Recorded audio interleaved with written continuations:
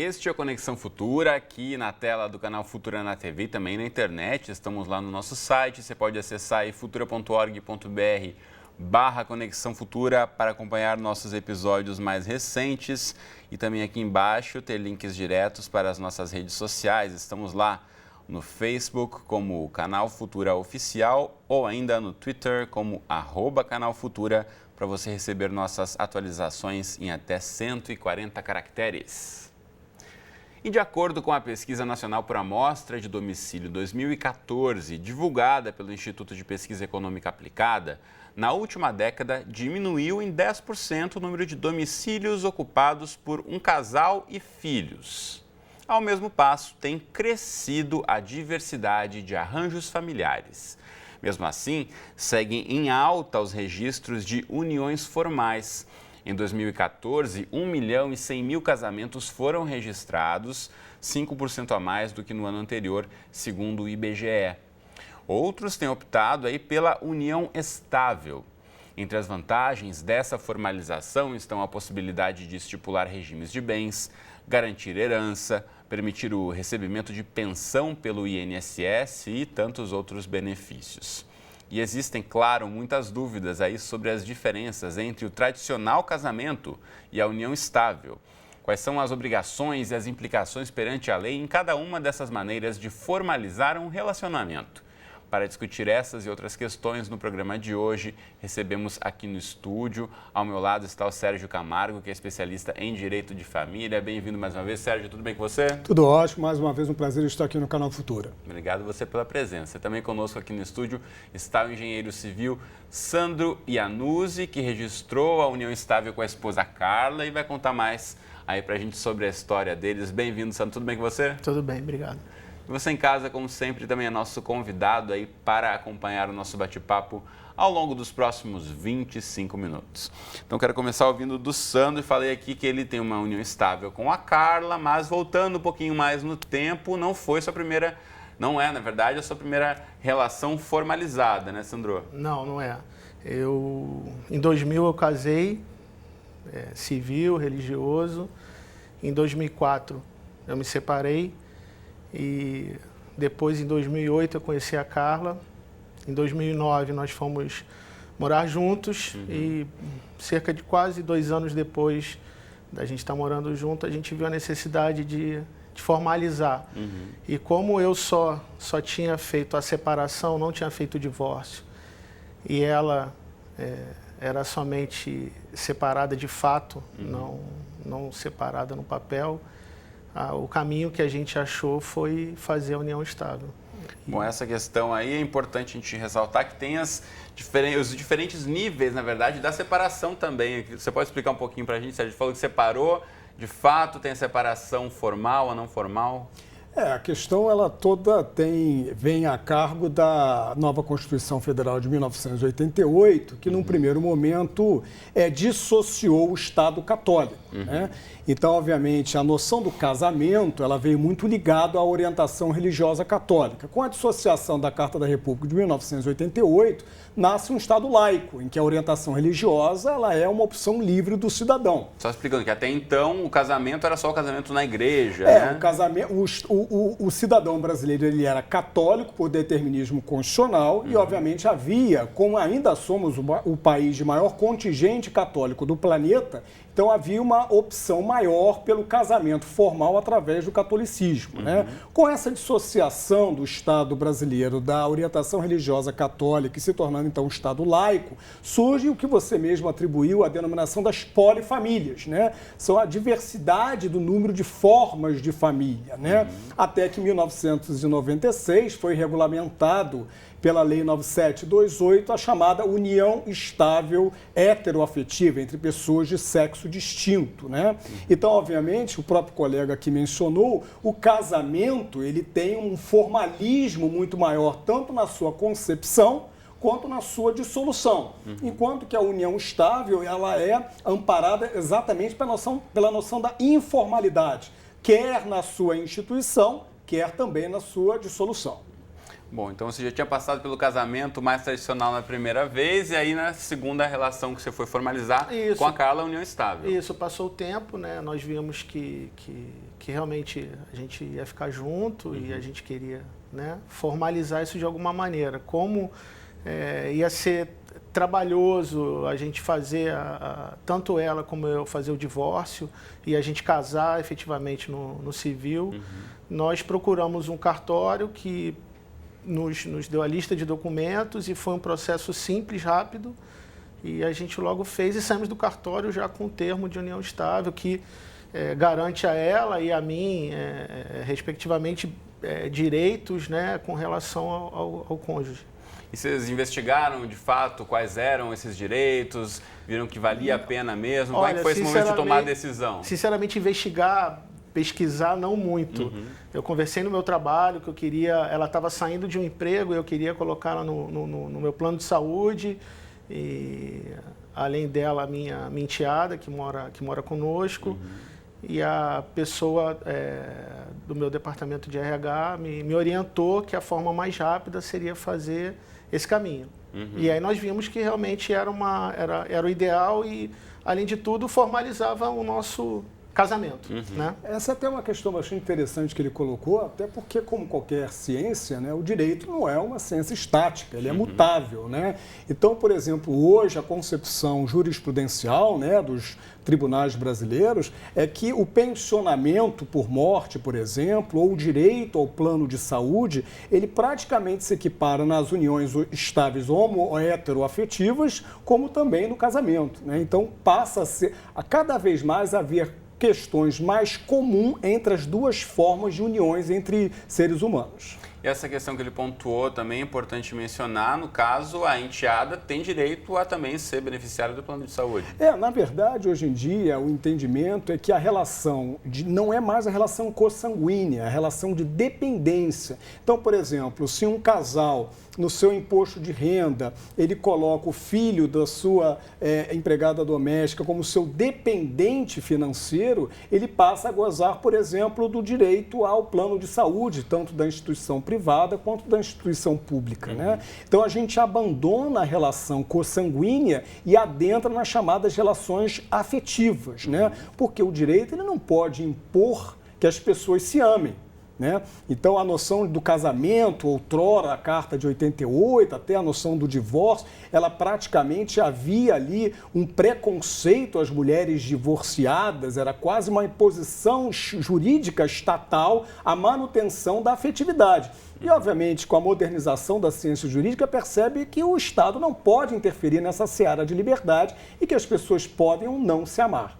Sérgio, em relação à questão também do divórcio, né? Como o Sandro já mencionou, o casamento tradicional, aquele na igreja, né? A pessoa não pode se separar, não pode casar de novo. Na questão do direito à união estável, isso não há uma restrição. Não há essa restrição, né? Na verdade, a própria ideia da união estável, ela não demanda, eu reitero, o formalismo, né? Obviamente, como colega, ele pode optar por uma escritura pública de união afetiva, heteroafetiva, homoafetiva, mas se ele não tiver a união estável naquela tradicional visão de juntar as escovas de dentes, vai ser amparado pela Lei 9278 de 96, né? Então, o tempo, muitas pessoas, então tem que estar junto há 1 ano, 2 anos, 5 anos. A lei, ela não esmiuçou o tempo da união, até porque há uma orientação mundial para uma menor intervenção estatal no setor privado. Então, o Estado, que é o Estado do mínimo, ele cada vez menos interfere na seara das relações privadas. Então, desde que você tem o animus familiaris, quer dizer, a intenção de constituir família, você já pode ser considerado numa união estável. Então não precisa ter um tempo mínimo de relacionamento. Não, pode estar 6 meses, a 1 ano, 2 anos, né? Muitas vezes casais que moram em domicílios distintos, mas já tem a prole, já tem filhos, já está ali o animus familiaris. E serão, mesmo não residindo sob o mesmo teto, poderão ser considerados em união estável. Sandro, no seu caso e da Carla, com quanto tempo de relacionamento vocês decidiram formalizar? Mais ou menos uns 2 anos. 2 anos? 2 anos. E o relacionamento anterior? Foi mais tempo, menos tempo, você lembra? Não, o relacionamento anterior eu fiquei casado 4 anos. Eu já tô com a Carla há 7 já.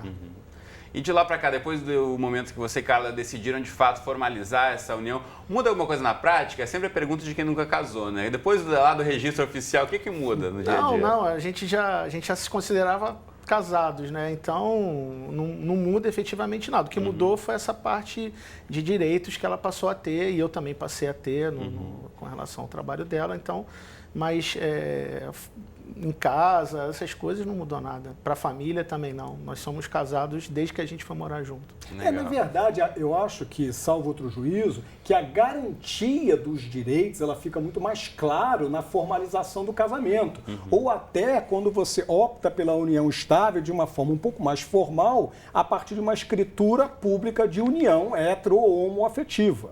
E aí você garante de uma forma mais tradicional o direito perante não só ao fisco, mas a empresas públicas ou às administrações públicas, que quando você está na famosa juntar de escova de dente, aí você tem que, de repente, apresentar um comprovante de que tem uma conta conjunta ou que as pessoas têm no mesmo domicílio uma conta de gás no nome de um e a conta de energia elétrica na conta de outro. Quer dizer, há uma demanda, uma necessidade maior da comprovação, que, obviamente, no formalismo do casamento ou na escrituração pública da união estável, essa é muito mais facilitada a forma de provar a união ou o casamento. E na questão da separação, eventual separação de um casal que tenha união estável, por exemplo, separação de bens, isso tem que ter sido decidido antes de firmar a união? Então, se você une as escovas e não formaliza-se, parte-se de uma premissa que a comunhão é com separação parcial do patrimônio. Então, a partir do momento que se comprova a união dali até o encerramento da mesma, o que se houver adquirido vai ser meado entre as partes. Agora, você pode estabelecer uma escritura pública de união homo-heteroafetiva em que você vai estabelecer comunhão total de bens, comunhão parcial de bens ou a separação total de bens da mesma forma que no casamento. Nos Estados Unidos é muito comum, né, o chamado prenup, que é esse acordo... Pré-nupcial. O pré-nupcial. No Brasil isso tem crescido, a popularidade dele também? Tem crescido, principalmente as pessoas que têm aí, né, não só com relação à questão do patrimônio, mas também a noção da fidelidade, né? Um exemplo clássico foi da Catherine Zeta-Jones, que se casou com um grande pacto antinupcial com seu esposo, que se ele a traísse, haveria o pagamento de um valor milionário pela traição. Bom, não é o caso de grande parte dos brasileiros, infelizmente, mas fica a dica aí, vai que você ganha na loteria, né? Saber como é que pode investir, se garantir também, né? Para não perder sua fortuna. Boa sorte aí nos jogos ao longo de 2016, né? E é até curiosa essa sua menção, porque houve uma decisão recente da Corte em Brasília de que se o casal estiver no momento da separação e um deles for vitorioso na loteria, o valor da loteria não vai compor o quinhão da separação. Então, se já estiver em processo de separação e a mulher, por exemplo, acertar na loteria, o marido se deu mal. Você ou sua esposa já ganharam na loteria, Sandro? Não, nunca. Nós tentamos. Estão tentando? Estão jogando? Tentamos juntos, não vai ter problema. Bacana. Em relação aos filhos, Sérgio, isso muda também alguma relação na hora da separação? Ter uma união estável pode interferir de alguma forma em ter guarda dos filhos ou não? Muda sim, porque o companheiro ele não é herdeiro necessário. Né? Então, por exemplo, se o casal em união estável formal por escritura pública ou sem essa união estável formal, em que não se estabelece a forma patrimonial de divisão dos bens, em que um deles morre, se há filhos, a pessoa não vai concorrer. Ela não é herdeira necessária. Se não há filhos, ela é herdeira e também, obviamente, passa a adquirir a totalidade do patrimônio. Enquanto que no casamento ela é herdeira necessária. Bom, em relação ao tempo do processo, você lembra, Sandro, quanto tempo foi? Vocês tomaram a decisão, comunicaram aí a família, os mais próximos? Foi rápido? Não, foi uma coisa muito íntima. Nós fizemos sem avisar ninguém e foi muito rápido. Eu me lembro que num dia nós fomos no cartório, pegamos a relação de documentos, marcamos um dia, acho que de voltar, voltamos e saímos de lá pouco tempo depois já com o termo. E normalmente leva quanto tempo, Sérgio? processo aí de dar a entrada com os papéis e até formalizar? Olha, isso varia muito, né? Isso vai depender muito de qual estado é a federação, como se encontra, né, a produção cartorária. Não temos como estabelecer um prazo pré-definido. Mas as uniões estáveis, elas obviamente, quando formalizadas, se procedem de uma forma bastante mais célere, bastante mais rápida, até mais rápida que o casamento. Sim, mais rápido que o casamento. Ainda que haja, né, por livre e espontânea vontade, essa ideia de formalizar pela escritura pública de união, ela, obviamente, por se dar em cartório, se dá de uma maneira mais tranquila. Bom, em relação à separação, quando o casal, eventualmente, né, se acontecer de se separar depois de uma união estável, volta a ser o estado civil de solteiro ou separado? Porque depois do casamento é o divorciado, né? Essa é uma outra questão bastante interessante, que a união estável ela não altera o seu status. Você continua solteiro. Permanece solteiro. Há uma adoção, não só pela lei, mas é comum pela população, da terminologia do companheiro e da companheira. Mas, normalmente, quando você está num formulário de algum órgão público para optar no seu status civil, você vai ter lá solteiro, casado, viúvo, né? Então você não tem lá companheiro ou companheira. Então, se você está na união estável, quer formal ou quer informal, você permanece com o status civil de solteiro. Essa era uma dúvida que eu tinha até na hora de preencher alguma ficha, alguma documentação. Se colocava casado, eu sempre preenchi casado. Eu, como advogado, em procurações, por exemplo, em que me é concedido poderes para representação em juízo, eu opto por uma opção em colocar em união estável, se for homoafetiva entre pessoas do mesmo sexo, ainda estabeleça em união estável ou homoafetiva, ou se não, em união estável, mas tecnicamente são solteiros. Bom, você mencionou a questão da união homoafetiva, né? Isso, de certa forma, é recente ainda, né? Sem dúvida. Eu queria que você falasse um pouquinho, então, sobre os direitos que agora os casais de pessoas do mesmo sexo também têm. Esse ainda é um caminho bastante nebuloso, né? As decisões do Supremo Tribunal Federal dos dias 4 e 5 de maio de 2011, a partir de ações de constitucionalidade originadas até do Estado do Rio de Janeiro, foi uma vitória unânime da Suprema Corte por 10 votos a 0. Então, equiparou-se naquele momento as uniões estáveis heteroafetivas às uniões estáveis homoafetivas. Mas 2 ministros, Ricardo Lewandowski e o Celso de Mello, opinaram em seus votos em que eles não entendiam que deveria haver a convolução prevista no artigo 226 da Carta da República da união estável para o casamento, no caso das uniões homoafetivas que já ocorrem nas uniões heteroafetivas. Então, na verdade, vai depender muito do juízo registral de cada estado em aceitar ou não aceitar a convolução da união estável homoafetiva em casamento. Então, muitos casais homoafetivos, como, por exemplo, Carlos Tufso, da Coordenadoria da Diversidade da Prefeitura do Rio de Janeiro, ele só conseguiu convolar a sua união estável homoafetiva em casamento a partir de uma ordem judicial, em que outras pessoas de uniões estáveis homoafetivas conseguiram facilmente com um novo juízo registral do Tribunal de Justiça do Estado do Rio de Janeiro. Então, vai variar bastante de acordo com o tribunal e com o estado em que se encontrar. Porque, infelizmente, nós não temos ainda uma linha no Código Civil de 2002, com vigência em 15 de janeiro de 2003, que garanta ou defenda direitos entre pessoas do mesmo sexo. Pois é, uma questão da conquista de direitos ainda que a gente tem que trilhar um longo caminho nesse país, né? Ah, sim, ainda mais com a visão que o atual Congresso Nacional, por uma grande influência de orientação religiosa, é como se não houvesse homossexuais na República Federativa do Brasil. Também que dando uma volta, né? A gente deixou de ser um Estado ligado a uma igreja, agora, de certa forma, as religiões voltando a influenciar a legislação. Mas todo avanço estatal, ele não deixa de comungar a noção do avanço e do retrocesso. Então, nós avançamos muito, né, na primeira década do novo milênio e, infelizmente, agora estamos num retrocesso de 2014 para cá.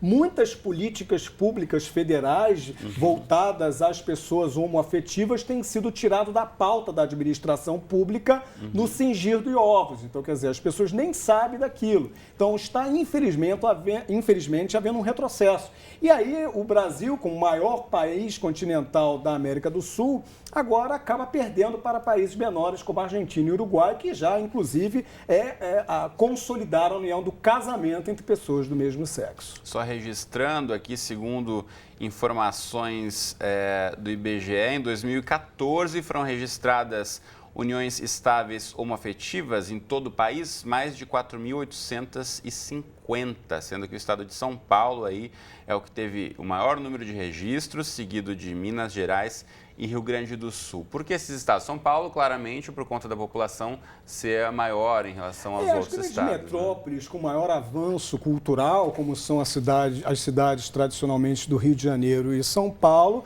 obviamente tem muito mais visibilidade na noção do preconceito, mas também tem muito mais aceitação quanto às minorias. Em estados mais afastados, como Amazonas e Acre, por exemplo, sem nenhum juízo de valor aqui, eles obviamente têm uma menor visibilidade quanto ao preconceito, mas também uma maior dificuldade na aceitação. Bom, a gente está quase aqui encaminhando para a reta final do nosso programa, voou a conexão de hoje.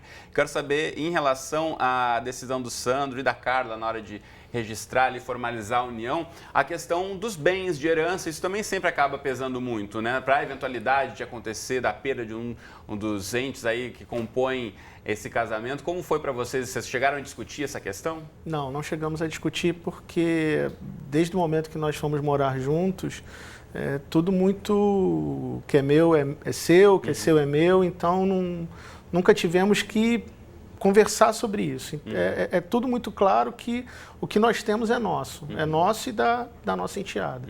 Como é que você vê isso, Sérgio? Porque claramente, né, no momento da união, o casal está pensando ali no afeto, no amor que fez aquelas duas pessoas se unirem, na família que estão constituindo, mas muitas vezes a questão da falta de uma definição ou de uma conversa, ou até de um testamento, pode deixar mais complicada a questão no fato de um acidente ou na perda de um dos entes queridos. Talvez pelo fato de ser advogado há praticamente 20 anos, eu seja um pouco mais pragmático, né? As relações afetivas são da seara da liberdade individual, mas, salvo outro juízo, as pessoas poderiam até, para evitar complicadores de início ou no futuro, estabelecer um pacto antinupcial ou talvez optar, tanto no casamento como na união estável, pela separação total do patrimônio, ou mesmo que tenha esta opção, no momento da aquisição do patrimônio, fazer a aquisição em nome das duas pessoas. Né? Então, quer dizer, você vai articulando ali conforme vai caminhando. E aí é menos traumático no momento da separação, quer na união estável, quer no casamento, inclusive para a prole, para os filhos, né? Que a questão patrimonial, ela hoje se tornou uma âncora para a permanência de pessoas, principalmente no formalismo do casamento, né? E também uma certa forma mais traumática de dissociação do casal, que obviamente reflete nos filhos, né? Causando um trauma aos menores bastante desnecessário. Bom, muitas vezes pode acontecer de pensarem, bom, é mais fácil colocar um bem ou a compra de uma casa no nome de um, é menos burocracia agora, mas pode dar muito mais problema lá na frente. Né? Perfeitamente. O pacto antinupcial é uma questão que é bastante salutar e evita, né? Pode parecer um pouco a ausência de amor ou até desumano, mas eu acho que é uma questão prática, né? Eu acho que o afeto não deve se confundir com a lógica. Nós, seres humanos, somos, em tese, a espécie dominante do planeta, não pela questão sentimental, mas pela lógica de raciocínio e pela inteligência, salvo outro juízo, né, um pouco maior que os outros seres vivos do planeta. E talvez, né, corroborando a noção de inteligência, fosse muito mais lógico o pacto antinupcial para evitar desgastes no médio e longo prazo. Bom, até um segundo de silêncio aqui para a gente refletir sobre essa frase do Sérgio e encerrar o nosso programa, que infelizmente o nosso tempo já chegou ao fim. Sandro, Parabéns pela união, longa vida a você e Carla. Parabéns. E a enteada. Sim. Parabéns para a família. Sérgio, obrigado pela presença. Esperamos contar com você mais vezes aqui no Conexão também. Um imenso prazer estar com vocês aqui. Valeu. Você de casa, obrigado pela companhia de sempre. Temos aquele encontro marcado aqui na tela da TV, no canal Futura de segunda a sexta. Várias reprises para você escolher, ou ainda a qualquer hora do dia e da noite lá no nosso site. Acesse futura.org.br/Conexão Futura. Um abraço e até a próxima.